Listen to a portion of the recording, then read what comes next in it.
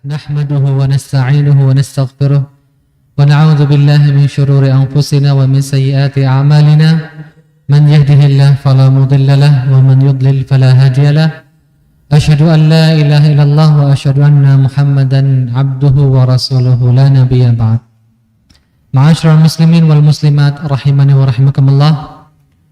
Layaknya kita selalu bersyukur kepada Allah Subhanahu wa taala karena sampai detik ini kita masih bisa menjalankan segala macam amal kebaikan di bulan Ramadan. Tak lupa salawat serta salam tercurah kepada junjungan kita Nabi Agung Muhammad sallallahu alaihi wasallam beserta seluruh keluarganya, sahabatnya dan siapapun yang mengikuti mereka dengan baik hingga akhir zaman kelak. Ma'asyiral muslimin rahimani wa rahimakumullah. Allah Subhanahu wa taala menyatakan dalam surat Al-Qadar, "Inna anzalnahu fi lailatul qadar." Allah turunkan Al-Qur'an Al-Karim di malam yang mulia. Dalam ayat lain redaksinya sedikit berbeda. Inna anzalnahu fi lailatin mubarakah, di malam yang penuh berkah. Para ulama menjelaskan maksudnya turun di malam Lailatul Qadar adalah awwalu ma nazala minal Qur'an. Pertama kali Al-Qur'an turun tuh di malam Lailatul Qadar. Bukan semuanya turun. Tafsiran yang kedua, para ulama tafsir mengatakan bahwasanya Al-Qur'an Allah turunkan ke langit dunia, ke Baitul Izzah di langit dunia. Untuk apa? Untuk memamerkannya di hadapan seluruh penduduk langit. Ini loh kitab suci yang terakhir dan yang paling mulia. Ikhwatul iman, kita tahu Al-Quran Allah turunkan berangsur-angsur kepada Nabi Muhammad SAW selama 23 tahun lamanya. 13 tahun di Makkah, 10 tahun di Madinah. Salah satu faedah atau manfaat dan urgensi diturunkannya berangsur-angsur adalah mengokohkan hatinya Rasulullah, menguatkan spiritnya para sahabat-sahabat beliau. Ada kejadian apa, mungkin mengalami kesulitan atau sedang mencari solusi, Allah turunkan ayat Al-Quran. Dan sebuah pertanyaan yang berkaitan dengan hal gaib atau berkaitan dengan kenubuah atau yaumul qiyamah atau bahkan berita masa lalu, Allah turunkan ayatnya. Tapi enggak semua harus ada asbabun nuzul, enggak semua ayat dalam Al-Quran memiliki asbabun nuzul.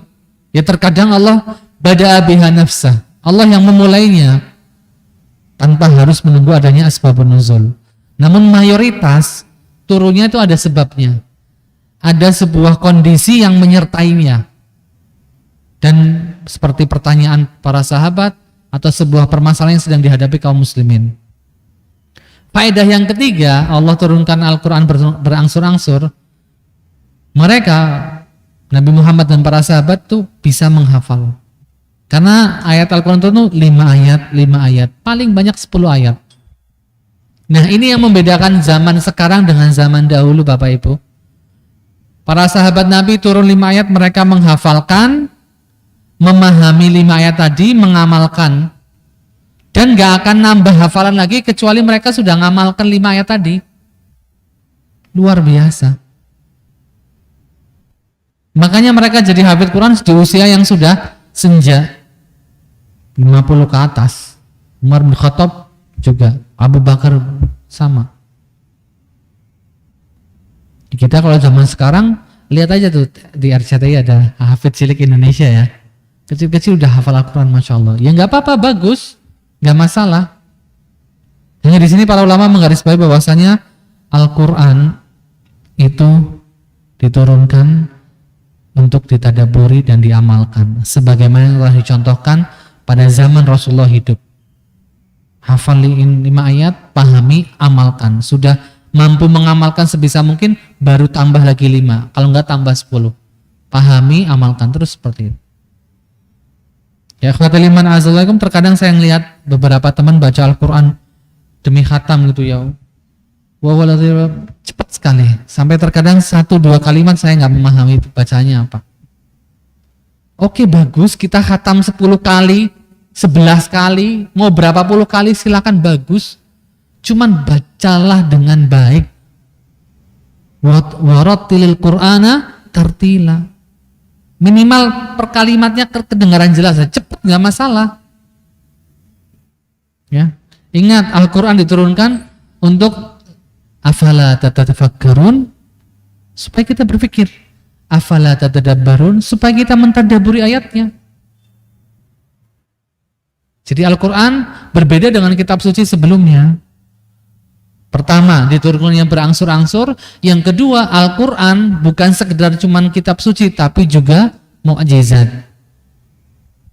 Kalau kitab suci sebelumnya Allah turunkan langsung utuh satu kitab. Namun tidak ada jaminan keasliannya terjaga sampai hari kiamat, tidak ada. Dan kitab suci sebelumnya seperti Taurat, Zabur, Injil itu tidak plus mukjizat, hanya kitab suci. Kalau Al-Quran kitab suci plus mukjizat. Ma'asyiral muslimin rahimani wa rahmatullah, di ayat yang pertama tadi Allah menegaskan menurunkannya di malam yang penuh kemuliaan. Al-Qadar diterjemahkan dengan 3 arti. Artinya asyaraf, kemuliaan, karena di malam ini Allah memuliakan hamba-hambanya ya, dengan pemberian hadiah yang istimewa. Apa itu? Khairun min alfi syahr. Hadiahnya dari Allah adalah kalau kita beramal ibadah di malam Lailatul Qadar, maka lebih baik dari 1000 bulan. Kalau dikalkulasi 83 tahun lebih. Katakan kita genapkan 84 tahun. Misal seumur hidup kita, usia kita ada 70, 80 atau berapa tahun kita hidup, cuman dapat 10 kali aja Lailatul Qadar. Berarti kita sudah mengantongi pahala 840 tahun. Saya bilang cuman 10 kali loh. Padahal usia kita berapa? Misal usia kita 70 atau 80 misalnya. Masuk balik usia 15 misalnya. Sisanya kan sudah terhitung sekian puluh tahun ya, berpuluh-puluh tahun. Tapi katakan kita cuma dapat 10 kali aja, kita udah ngantongi pahala 840 tahun lamanya. Luar biasa. Ini Allah kasih keistimewaan cuma buat kita. Umat Nabi Musa nggak dapat, umatnya Nabi Isa juga nggak dapat. Dan ini merupakan jawaban secara nggak langsung dari Allah kepada para sahabat yang terkadang bahasa orang Banyumas itu grundel. Kita usia yang 100 tahun kok jarang. Lah, orang-orang sebelum kita, pengikutnya Nabi Nuh, pengikutnya ratusan tahun, bahkan Nabi Nuh dikatakan usianya 1000 tahun. Sangat-sangat panjang ya, bukan hanya panjang, tapi sangat-sangat panjang. Otomatis pandangannya sahabat, kalau selalu beramal soleh berarti pahalanya numpuk luar biasa, kita nggak ada apa-apanya. Nah, ini jawaban dari Allah. Kita bisa membalap pahala mereka semuanya. Dalam sebuah hadis riwayat Muslim, Rasulullah mengatakan, nahnul akhirun al awwalun. Kita emang umat yang terakhir keluar, tapi yang paling pertama nanti masuk surga dan yang paling dimuliakan oleh Allah Subhanahu wa taala. Al-Qadar juga artinya sempit. Artinya di malam itu ribuan bahkan ratusan ribu malaikat turun dari langit ke bumi. Sehingga penuh sesak dan sempit dengan banyaknya malaikat. Arti lain juga, waktu Lailatul Qadar itu sangat terbatas. Ingat, kalau mencari Lailatul Qadar hanya di malam hari. Habis subuh sudah nggak ada. Ya. Jadi minimal bapak-bapak, ibu-ibu yang memang masih punya aktivitas di siang hari, kalau nggak bisa etikaf full dari malam 21 sampai malam takbiran, minimal malam harinya kita berada di masjid. Kenapa di masjid?